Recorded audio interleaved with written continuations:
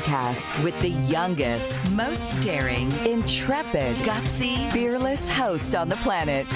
Get ready for Jake's Takes. Here's Jake. Welcome back. I am Jake, and this is Jake's Takes, where I get your favorite athletes and stars to open up and speak what's really on their minds. Make sure you hit that subscribe button, because you won't believe the guests I have lined up. Today's guest is legit off the charts. I'm not going to sit here and list all his accomplishments because he doesn't have the time to listen. He's a legendary entrepreneur, a leader, and a world-famous investor. But his passion for basketball is what we're talking about today. On January 4th, 2000, he purchased a majority stake in the Dallas Mavericks. The 20 years before he bought the team, the Mavericks won only 40% of their games and had a playoff record of 21-32. But the 10 years following, the team won 69% of their regular season games and reached the playoffs in each one of those years except for one. In 2006, the Mavs punched their ticket to their first trip to the NBA Finals. And in 2011, the Mavs had a magical run to the finals, beating LeBron James, Dwayne Wade, Chris Bosh, and the Miami Heat to win their first ever NBA championship. NBA team owners typically watch games from executive suites, but not our guest. He sits alongside fans while wearing a team jersey and travels with his team. Hope you're all ready to talk some Mavs basketball, because it's my absolute honor to welcome to Jake's Takes, owner of the Dallas Mavericks, the one, the only, Mr. Mark Cuban!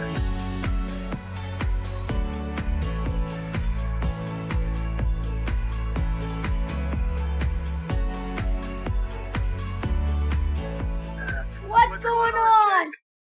Hey, just another day in paradise, my guy. How are you doing, Jake? I'm doing awesome. It's so awesome of you to join my show. How's your family doing? Everybody's doing good. Kids are in school. I got a son named Jake, too. He's 12, though. Did that, convince you to come on my show? Did that do anything?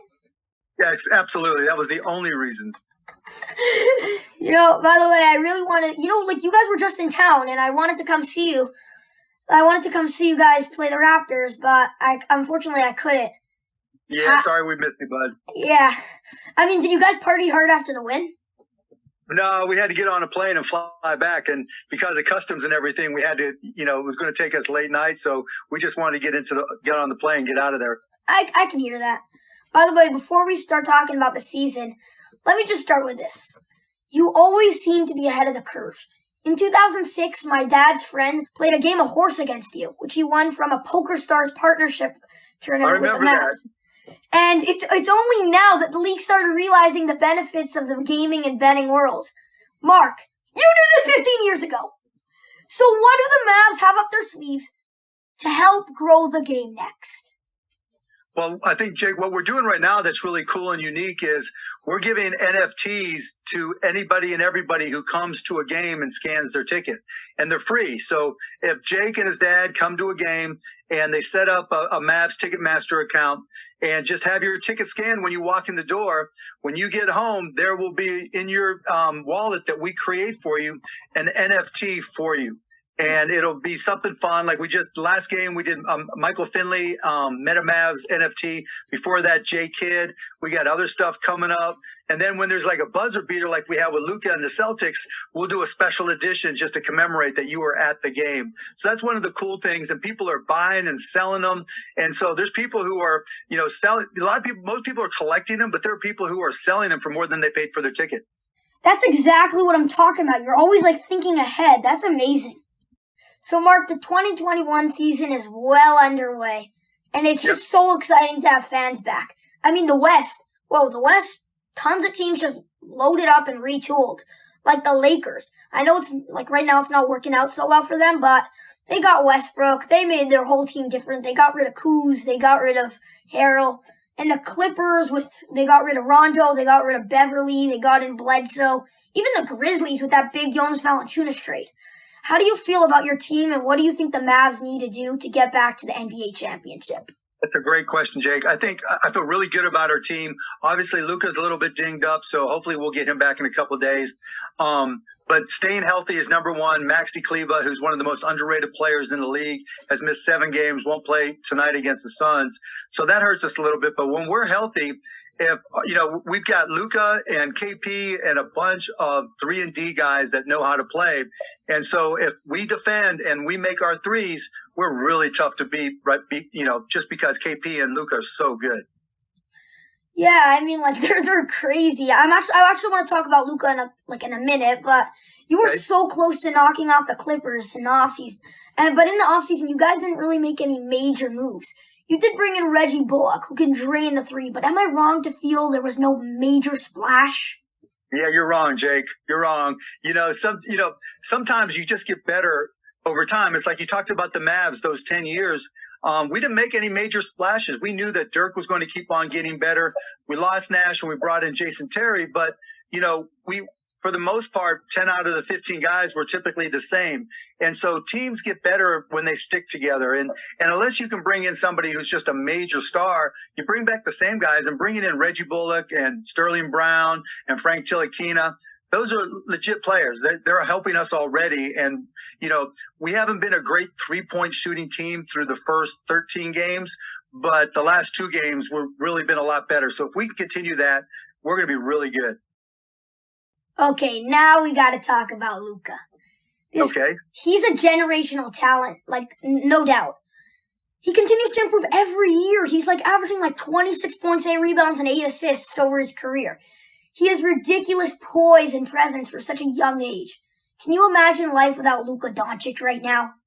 No, I couldn't. Not only is he a great player, he's a good kid, man. He's just got a heart of gold. He's great in the community. He's always out there helping people, and he leaves it all on the court. I mean, he's everything you want in a superstar and everything you want in a player and a friend. Yeah, he's something else. By the way, when I was talking with D. Jones during the playoffs, when Trae Young was putting on a heck of a performance, he said that Trae put himself in a category with Luka. And I just think that's crazy. It was against them. Pretty good. It was Trae's against. pretty good. I know, but it was against the Knicks, not the Knicks of this year. Last year's Knicks. Come on, he ain't no Luka. Hey, Trae's pretty darn good. You can't say anything bad about Trae. Yeah, but I feel like Luka always was clutch also. In their game 7s, Luka had 46 and 14, while Trae shot 5 for 23 with 6 turnovers. It happens, it's just part of the game. And, I think Trae Young is a great, great, great all-star. But I think Luka, obviously I'm partial to Luka. Yeah. By the way, if you had to compare Luka to any player in the league, past or present, who would that be? Past, I think, he's a lot like Magic Johnson, where he's big, he's strong, he can see over people, he knows how to make the right pass, he plays for the moment, he loves to take and make big shots. So I think that would be his number one comparison. Yeah, that's actually a pretty good comparison. By the way, I know you're a proud American, but were you rooting for Luka in the Olympics? Of course. That's he's my friend. You got to root for your friends. Yeah, he played amazing. Yeah, he was really, really good. Their whole team was good. Yeah. So, Mark, you hired a new coach this offseason to replace Rick Carlisle, who did a terrific job over many seasons. You brought back Jason Kidd. He's not strange to the Mavs organization either. What's the biggest challenge he might have during the season while he coaches the Mavs? Just adapting. It's a long season, 82 games plus playoffs. And, any new coach coming in has got to, get to know the guys. They have to get to know him. Just, figuring out the best way to meld this team and mold this team in the way he wants it. And so that just takes time. By the way, Kidd was an instrumental piece to bringing Giannis's game to the next level. He was the guy who chose to move him to point guard. Are you looking forward to watching Luka's game go to the next level under Jason Kidd? Yeah, we're already seeing it, and you've also seen it with Jalen Brunson. Jalen has just benefited so much from having Jay Kidd there. I mean, Jalen's assists are like double or triple versus where they were, and he's really, really expanded his game. And there's been games when he's been our most, valuable player. I actually wanted to talk about how incredible Jalen Brunson's playing. He's averaging 15 points a game, shooting 50% from the floor, and over a 3-to-1 assist-to-turnover ratio. I mean, to me, that's what championship point guards have always looked like. They can distribute the ball. When they're your backup, right? If you're the backup point guard and backup two, that's what you want to see. That's a good sign for us. Yeah, do you think other teams will recognize how valuable he is and try and go after him in the offseason? Everybody always recognizes talent, no matter what team it's on, and everybody always wants to improve their team. That's just part of the NBA, Jake. Okay, Mark, right now on Jake's Takes, it's game time! We're going to play a quick round of rapid fire. I'll ask you a bunch of short questions and you answer them as quick as you can. Deal? Fire away, Jake. Let's go. What would you rather win, an NBA championship or president of the United States? NBA championship. All day, every day. If tampering wasn't illegal, which player would you call today to try and lure to the Mavs? None. I like our team. What's a better market to invest in, crypto or sports cards? Crypto, for sure. What's more annoying, watching Grayson Allen flop or listening to Kevin O'Leary give advice? No matter what Kevin O'Leary does, it's annoying. Dirk Nowitzki or Luka Doncic? Both. If you had to give a max rookie extension, who would you give it to? DeAndre Ayton or Tyler Hero? Neither. I'd give it to Josh Green. Suit and a tie or t-shirt and sweatpants? T-shirt and sweatpants all day, every day, Jake. You know that. Yeah. Could the city of Pittsburgh sustain an NBA team? Yeah, Pittsburgh really loves their sports. I mean, there really aren't many better sports towns than Pittsburgh. So, yeah, I wish we could get one there. What's more likely, the Houston Rockets win the NBA championship this year, or you investing $50K for 25% equity in Jake's Takes? I'm going with Jake's Takes. We got a winner! What a performance, Mark Cuban! You just won a sick prize. I don't know what your card collection looked like before, but now you own the rookie card of the best prospect in baseball, Cubs future center fielder Brennan Davis. How's that feel, Mark? That feels great. Great, Jake. Thank you. You know, I bet none of the other Sharks could handle that pressure. No, they can't. Never could. Definitely not Kevin. Definitely not Mr. Wonderful. Nope. I got 2 more questions for you, and then I'll let you go. Sound good? Okay. Fire away, Jake. So, obviously, you guys love your home court advantage. And the Mavs fans are fantastic. But you also travel with the team and go to all the road arenas, which is just awesome. Of all the road arenas, which building is the hardest to win in? It really comes down to how good the team is, actually. Right now, it's probably Golden State because they're playing the best basketball in the NBA, and they've got a good home court advantage. Yeah, I mean, like, that must be tough going into a crazy Golden State building, having to play Steph and the boys. It's actually fun. Guys get all fired up, because anytime you're playing against Steph, who's obviously a Hall of Famer, one of the best of all time, you're gonna try to bring your A game, and just having all the crowd there cheering, that just makes it even better. Do the players feel any extra pressure seeing the owner right behind them on the bench? Because I know Luka goes like this every time he gets a game winner. So.